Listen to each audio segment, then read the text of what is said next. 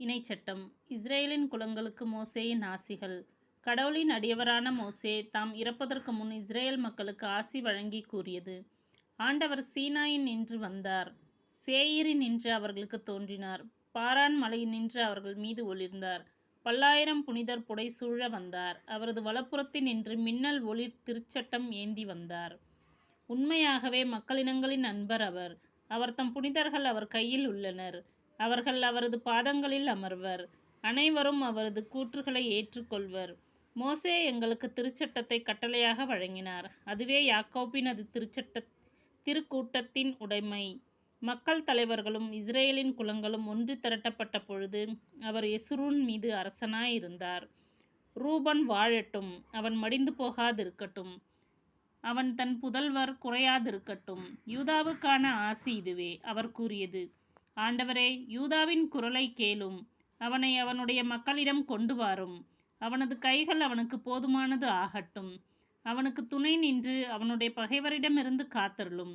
லேவியை குறித்து அவர் கூறியது: ஆண்டவரே, தும்மிம் ஊரிம் என்பவை மாசாவில் சோதிக்கப்பட்டு மெரிப்பாவின் நீரூற்றருகில் வழக்காடிய பற்றுமிகு அடியானிடம் இருக்கட்டும்.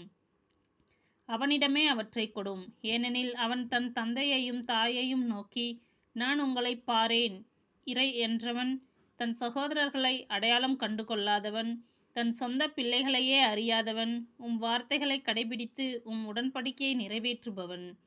யாக்கோபுக்கு நீதிமுறைகளையும் இஸ்ரேலுக்கு திருச்சட்டத்தையும் கற்றுத் தருபவன். உமது முன்னிலையில் தூபம் காட்டுபவன். உமது பீடத்தில் எரிபலிகளை செலுத்துபவன். ஆண்டவரே, அவனது ஆற்றலை ஆசியால் நிரப்பும். அவனுடைய கரங்களின் உழைப்பை ஏற்றுக்கொள்ளும். அவனுக்கு எதிராக எழும்புவோரை அவர்களின் இடுப்பு ஒடிந்து விழும் வண்ணம் வதையும். அவனை பகைப்பவர் மீண்டும் எழாதவாறு செய்யும். பென்யமீனை குறித்து அவர் கூறியது: ஆண்டவரின் அன்புக்கு உரியவன். அவரால் அவன் பாதுகாப்புடன் வாழ்வான். எக்காலமும் அவரை அரவணைத்து காப்பார். அவர் தம் கரங்களுக்கிடையே அவன் வாழ்வான். யோசேப்பை குறித்து அவர் கூறியது: அவனது நிலம் ஆண்டவரால் ஆசி பெற்றது. அது வானத்தின் செல்வத்தாலும் பனியாலும் ஆழ்நிலத்தின் நீரூற்றுகளாலும் கதிரவன் வழங்கும் கனிகளாலும் பருவங்கள் விளைவிக்கும் பயன்களாலும் பண்டைய மலைகளின் உயர் செல்வங்களாலும் என்றுமுள்ள குன்றுகளின் அரும்பொருள்களாலும் ஆசி பெற்றது. நிலம் தரும் பெரும் விளைச்சலும் அதன் நிறைவும் முட்புதரில் வீற்றிருந்தவர்களின் அருளன்பும் எல்லா ஆசிகளும் யோசேப்பின் தலை மீதும் தன் சகோதரர்கள் தேர்ந்தெடுக்கப்பட்டவனின் உச்சந்தலை மீதும் தங்குவதாக. அவனது நடை தலையீற்று காளையின் பீடு நடை போன்றது. அவனது கொம்புகள் காட்டெருமையின் கொம்புகள் போன்றவை. அவற்றால் மக்களினத்தாரை பூவுலகின் கடை